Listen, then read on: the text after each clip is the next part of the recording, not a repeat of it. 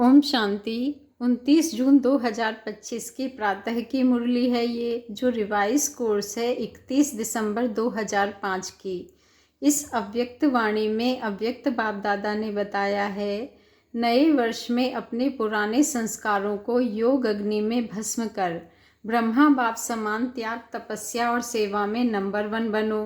नए वर्ष में अपने पुराने संस्कारों को योग अग्नि में भस्म कर ब्रह्मा बाप समान त्याग, तपस्या और सेवा में नंबर 1 बनो। आज बाप दादा चारों ओर के चाहे सम्मुख हैं चाहे दूर बैठे दिल के समीप हैं। आज बाप दादा चारों ओर के चाहे सम्मुख हैं चाहे दूर बैठे दिल के समीप हैं, सर्व को 3 मुबारक दे रहे हैं। एक नव जीवन की मुबारक है, दूसरी नवयुग की मुबारक है और तीसरी आज के दिन वर्ष की मुबारक है। आप सभी भी नए वर्ष की मुबारक देने और मुबारक लेने आए हो। वास्तव में सच्ची दिल के खुशी की मुबारकें आप ब्राह्मण आत्माएं लेते भी हो, देते भी हो। आज के दिन का महत्व है, विदाई भी है और बधाई भी है। विदाई और बधाई का संगम युग है। आज के दिन को कहेंगे संगम का दिन है। संगम की महिमा बहुत बड़ी है। आप सभी जानते हो कि संगम युग की महिमा के कारण आजकल पुराने और नए वर्ष के संगम को कितना धूमधाम से मनाते हैं। संगम युग की महिमा के कारण ही इस पुराने नए वर्ष के संगम की महिमा है। जहाँ 2 नदियाँ मिलती हैं, संगम होता है, उसकी भी महिमा है। जहाँ नदी सागर का संगम होता है, उसकी भी महिमा है। लेकिन सबसे बड़ी महिमा इस संगम युग की, पुरुषोत्तम युग की है, जहाँ आप ब्राह्मण भाग्यवान आत्माएं बैठे हो। यह नशा है ना। अगर आपसे कोई पूछे आप किस समय पर हो, क्या कलयुग में रहते हो या सतयुग में रहते हो, तो क्या फलक से कहेंगे? हम इस समय पुरुषोत्तम संगम युग में रहते हैं। आप कलयुगी नहीं हो, संगम युगी हो। और इस संगम युग की विशेष महिमा क्यों है? क्योंकि भगवान और बच्चों का मिलन होता है, मेला होता है, मिलन होता है, जो किसी भी युग में नहीं होता। तो मेला मनाने आए हो ना आप। मिलन मेला मनाने के लिए कहाँ कहाँ से आए हो? कभी स्वप्न में भी सोचा था कि ड्रामा में मुझ आत्मा का ऐसा भी भाग्य नूंधा हुआ है? आत्मा का परमात्मा से मिलने का भाग्य था और है। बाप भी हर एक बच्चे के भाग्य को देख हर्षित होते हैं। वाह भाग्यवान बच्चे, वाह। अपने भाग्य को देख दिल में अपने प्रति वाह, मैं वाह वाह, मेरा भाग्य वाह वाह, मेरा बाबा वाह वाह, मेरा ब्राह्मण परिवार वाह। यह वाह वाह के गीत ऑटोमेटिक दिल में गाते रहते हो ना। तो आज इस संगम के समय अपने अंदर सोच लिया है कि किस किस बातों को विदाई देनी है। सभी ने सोचा है सदा काल के लिए विदाई देनी है, क्योंकि सदा काल के लिए विदाई देने से सदा काल की बधाइयाँ मना सकेंगे। ऐसी बधाई दो जो आपके चेहरे को देख जो भी आत्मा सामने आए वह भी बधाइयाँ प्राप्त कर खुश हो जाए। जो दिल से बधाई देते व लेते हैं वह सदा ही कैसे दिखाई देते हैं? संगम युगी फरिश्ता। सभी का यही पुरुषार्थ है ना। ब्राह्मण सो फरिश्ता और फरिश्ता सो देवता। क्योंकि बाप को सब प्रकार के संकल्प व जो भी कुछ प्रवृत्ति का कर्म का बोझ है वह दे दिया है ना। बोझ दिया है या थोड़ा सा रह गया है? क्योंकि थोड़ा भी बोझ फरिश्ता बनने नहीं देगा। और जब बाप बच्चों का बोझ लेने के लिए आए तो बोझ देना मुश्किल है क्या? मुश्किल है या सहज है? जो समझते हैं बोझ दे दिया है वह हाथ उठाओ। दे दिया है? देखना, सोच के हाथ उठाना। बोझ दे दिया है? अच्छा, दे दिया है तो बहुत मुबारक हो। और जिन्होंने नहीं दिया है वह किस लिए रखा है? बोझ से प्रीत है क्या? बोझ अच्छा लगता है? देखो बाप दादा हर बच्चे को क्या कहते हैं, ओ मेरे बेफिक्र बादशाह बच्चे। तो बोझ का फिक्र होता है ना। तो बोझ लेने के लिए बाप आए हैं, क्योंकि 63 जन्म से बाप देख रहे हैं बोझ उठाते उठाते सभी बच्चे बहुत भारी हो गए हैं। इसलिए जब आप बच्चों को प्यार से कह रहे हैं बोझ दे दो, फिर भी क्यों रख लिया है? क्या बोझ अच्छा लगता है? सबसे सूक्ष्म बोझ है पुराने संस्कार का बोझ। बाप दादा ने हर बच्चे के इस वर्ष का, क्योंकि वर्ष पूरा हो रहा है ना, तो इस वर्ष का चार्ट देखा। आप सबने भी अपना अपना वर्ष का चार्ट चेक किया होगा। तो बाप दादा ने देखा कि कई बच्चों को इस पुराने संसार की आकर्षण कम हुई है, पुराने संबंध की भी आकर्षण कम हुई है। लेकिन पुराने संस्कार उसका बोझ मेजोरिटी में रहा हुआ है, किसी न किसी रूप में, चाहे मनसा अशुद्ध संकल्प नहीं, लेकिन व्यर्थ संकल्प का संस्कार अभी भी परसेंट में दिखाई देता है। बाबा कहते हैं बाचा में भी दिखाई देता है, संबंध संपर्क में भी दिखाई देता है, संबंध संपर्क में भी कोई ना कोई संस्कार अभी भी दिखाई देता है। तो आज बाप दादा सभी बच्चों को मुबारक के साथ साथ यही इशारा देते हैं कि यह रहा हुआ संस्कार समय पर धोखा देता भी है और अंत में भी धोखा देने के निमित्त बन जाएगा। इसीलिए आज संस्कार का संस्कार करो। हर एक अपने संस्कार को जानता भी है, छोड़ना चाहता भी है, तंग भी है, लेकिन सदा के लिए परिवर्तन करने में तीव्र पुरुषार्थी नहीं है। पुरुषार्थ करते हैं लेकिन तीव्र पुरुषार्थी नहीं है। कारण तीव्र पुरुषार्थ क्यों नहीं होता? कारण यही है, जैसे रावण को मारा भी लेकिन सिर्फ मारा नहीं, जलाया भी। ऐसे मारने के लिए पुरुषार्थ करते हैं। थोड़ा बेहोश भी होता है संस्कार, लेकिन जलाया नहीं तो बेहोशी से बीच बीच में उठ जाता है। इसके लिए पुराने संस्कार का संस्कार करने के लिए इस नए वर्ष में योग अग्नि से जलाने का दृढ़ संकल्प का अटेंशन रखो। पूछते हैं ना इस नए वर्ष में क्या करना है? सेवा की तो बात अलग है, लेकिन पहले स्वयं की बात है। योग लगाते हो, बाप दादा बच्चे को योग में अभ्यास करते हुए देखते हैं। अमृत वेले भी बहुत पुरुषार्थ करते हैं, लेकिन योग तपस्या तप के रूप में नहीं करते हैं। प्यार से याद जरूर करते हैं, रूरिहान भी बहुत करते हैं, शक्ति भी लेने का अभ्यास करते हैं, लेकिन याद को इतना पावरफुल नहीं बनाया है। जो संकल्प करो विदाई तो विदाई हो जाए। योग को योग अग्नि के रूप में कार्य में नहीं लगाते। इसीलिए योग को पावरफुल बनाओ। एकाग्रता की शक्ति विशेष संस्कार भस्म करने में आवश्यक है। जिस स्वरूप में एकाग्र होना चाहो, जितना समय एकाग्र होना चाहो, ऐसी एकाग्रता संकल्प किया और भस्म। इसको कहा जाता है योग अग्नि। नाम निशान समाप्त। मारने में फिर भी लाश तो रहता है ना, भस्म होने के बाद नाम निशान खत्म। तो इस वर्ष योग को पावरफुल स्टेज में लाओ। जिस स्वरूप में रहना चाहो, मास्टर सर्वशक्तिमान ऑर्डर करो। समाप्त करने की शक्ति आपके ऑर्डर में नहीं माने, यह हो नहीं सकता। मालिक हो, मास्टर कहलाते हो ना, तो मास्टर ऑर्डर करे और शक्ति हाजिर नहीं हो तो क्या वह मास्टर है? तो बाप दादा ने देखा कि पुराने संस्कार का कुछ ना कुछ अंश अभी भी रहा हुआ है, और वह अंश बीच बीच में वंश भी पैदा कर देता है, जो कर्म तक भी काम हो जाता है। युद्ध करनी पड़ती है तो बाप दादा को बच्चों का समय प्रमाण युद्ध का स्वरूप भाता नहीं है। बाप दादा हर बच्चे को मालिक के रूप में देखना चाहता है। ऑर्डर करो जी हजूर। तो सुना इस वर्ष स्व के प्रति क्या करना है? शक्तिशाली बेफिक्र बादशाह, क्योंकि सभी का लक्ष्य है। किसी से भी पूछो तो क्या कहते हैं? हम विश्व का राज्य प्राप्त करेंगे, राज्य अधिकारी बनेंगे। अपने को राजयोगी कहलाते हैं। प्रजा योगी हैं क्या?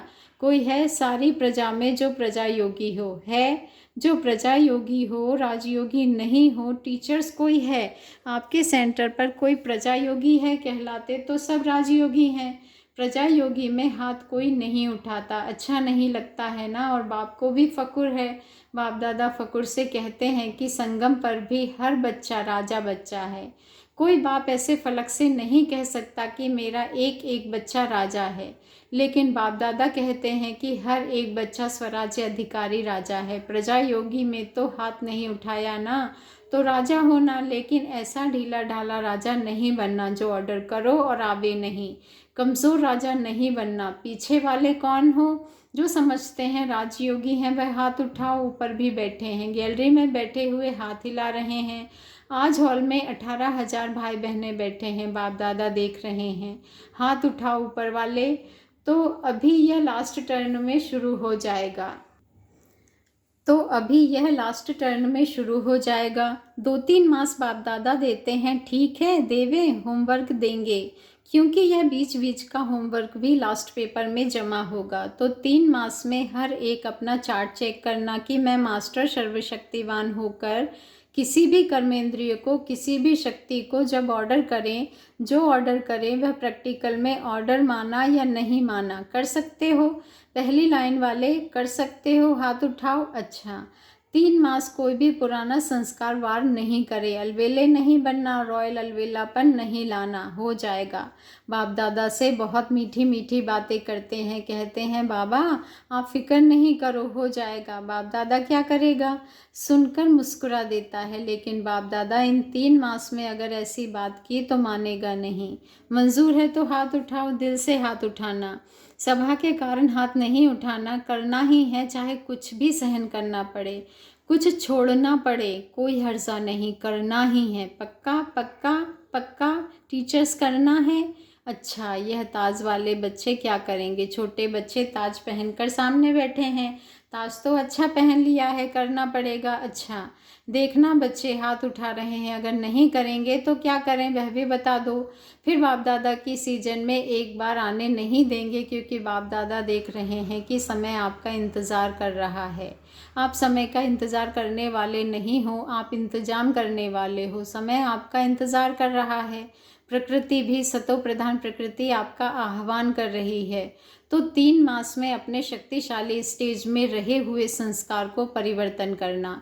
अगर 3 मास अटेंशन रखा ना तो उसका यो बाबा ने कहा तो उसका आगे भी अभ्यास हो जाएगा। एक बारी परिवर्तन की विधि आ गई ना तो बहुत काम हो जाएगा। समय का आप इंतज़ार नहीं करो बच्चे, कब विनाश होगा कब विनाश होगा, सब रूह रिहान में पूछते हैं, बाहर से नहीं बोलते लेकिन अंदर बात करते हैं, पता नहीं कब विनाश होगा, 2 साल में होगा, 10 साल में होगा, कितने साल में होगा। आप क्यों समय का इंतज़ार करो, समय आपका इंतज़ार कर रहा है। बच्चे बाप से पूछते हैं तारीख बता दो, थोड़ा सा वर्ष बता दो, 10 वर्ष लगेंगे, 20 वर्ष लगेंगे, कितना वर्ष लगेंगे। बाप दादा बच्चों से प्रश्न पूछते हैं कि आप सब बाप समान बन गए हो, पर्दा खोलें कि पर्दा खोलेंगे तो कोई कंघी कर रहा है, कोई फेस को क्रीम लगा रहा है। अगर एवर रेडी हो, संस्कार समाप्त हो गए हों तो बाप दादा को पर्दा खोलने में क्या देरी लगेगी। एवर रेडी तो हो जाओ ना, हो जाएंगे कह के बाप को बहुत समय खुश किया है। अभी ऐसा नहीं करना, होना ही है, करना ही है, बाप समान बनना है। इसमें तो सभी हाथ उठा देते हैं, उठाने की ज़रूरत नहीं। ब्रह्मा बाप को देखो, साकार में तो ब्रह्मा बाप को फॉलो करना है ना। ब्रह्मा बाप ने त्याग, तपस्या और सेवा लास्ट घड़ी तक साकार रूप में प्रैक्टिकल दिखाया। अपनी ड्यूटी शिव बाप द्वारा महावाक्य उच्चारण की ड्यूटी लास्ट दिन तक भी निभाई। लास्ट मुरली याद है ना, 3 शब्द का वरदान याद है, निराकारी, निर्विकारी और निरहंकारी बनो। जिसको याद है वह हाथ उठाओ। अच्छा, सभी को याद है, मुबारक हो। त्याग भी लास्ट दिन तक किया, अपना पुराना कमरा नहीं छोड़ा। बच्चों ने कितना प्यार से ब्रह्मा बाप को कहा, लेकिन बच्चों के लिए बनाया, स्वयं नहीं यूज़ किया। और सदा 2:30-3 बजे उठकर स्वयं प्रति तपस्या की, और सदा 2:30-3 बजे मतलब 2:30-3 बजे उठकर स्वयं प्रति तपस्या की, संस्कार भस्म किए, तब कर्मातीत अव्यक्त फरिश्ता बने।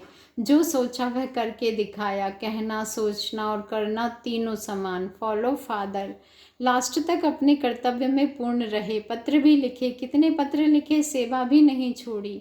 फॉलो फादर, अखंड महादानी, महादानी नहीं अखंड महादानी का प्रैक्टिकल रूप दिखाया अंत तक। लास्ट तक बिना आधार के तपस्वी रूप में बैठे। अभी बच्चे तो आधार लेते हैं ना बैठने का, लेकिन ब्रह्मा बाप ने आदि से अंत तक तपस्वी रूप रखा। आँखों में चश्मा नहीं डाला। यह सूक्ष्म शक्ति है, निराधार। शरीर पुराना है, दिन प्रतिदिन प्रकृति, हवा, पानी दूषित हो रहा है। इसलिए बाप दादा आपको कहते नहीं हैं क्यों आधार लेते हो, क्यों चश्मा पहनते हो, पहनो भले पहनो, लेकिन शक्तिशाली स्थिति जरूर बनाओ। सारी विश्व का कार्य समाप्त किया है। बाप दादा आपसे प्रश्न पूछता है, आप सभी संतुष्ट हो कि विश्व कल्याण का कार्य पूरा हो गया है।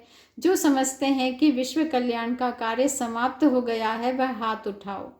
एक भी नहीं तो कैसे कहते हो विनाश होगा, काम तो पूरा नहीं किया। अच्छा, चारों ओर के सदा उमंग उत्साह में आगे बढ़ने वाले, सदा हिम्मत से बाप दादा की पदम गुणा मदद के पात्र बच्चों को सदा विजयी रतन हैं। हर कल्प में विजयी बने थे, अब भी हैं और हर कल्प में विजयी हैं ही हैं। ऐसे विजयी बच्चों को सदा एक बाप, दूसरा न कोई, न संसार की आकर्षण न संस्कार की आकर्षण। दोनों आकर्षण से मुक्त रहने वाले सदा बाप समान बच्चों को बाप दादा का याद, प्यार और नमस्ते। और हम रूहानी बच्चों का रूहानी बाप दादा को दिल से याद, प्यार, गुड मॉर्निंग और नमस्ते। शुक्रिया बाबा, शुक्रिया। आज का वरदान है, सदा काल के अटेंशन द्वारा विजय माला में पिरोने वाले बहुत समय के विजयी भव। सदा काल के अटेंशन द्वारा विजय माला में पिरोने वाले बहुत समय के विजयी भव। आज का स्वमान है, मैं बहुत समय की विजयी आत्मा हूँ। बहुत समय के विजयी विजय माला के मणके बनते हैं। विजयी बनने के लिए सदा बाप को सामने रखो। जो बाप ने किया वही हमें करना है। हर कदम पर जो बाप का संकल्प वही बच्चों का संकल्प। जो बाप के बोल वही बच्चों के बोल। तब विजयी बनेंगे। यह अटेंशन सदा काल का चाहिए, तब सदा काल का राज्य भाग्य प्राप्त होगा। क्योंकि जैसा पुरुषार्थ वैसी प्रारब्ध है। सदा का पुरुषार्थ है तो सदा का राज्य भाग्य है। स्लोगन है, सेवा में सदा जी हाजिर करना यही प्यार का सच्चा सबूत है। सेवा में सदा जी हाजिर करना यही प्यार का सच्चा सबूत है। आज का अव्यक्त इशारा है, आत्मिक स्थिति में रहने का अभ्यास करो, अंतर्मुखी बनो।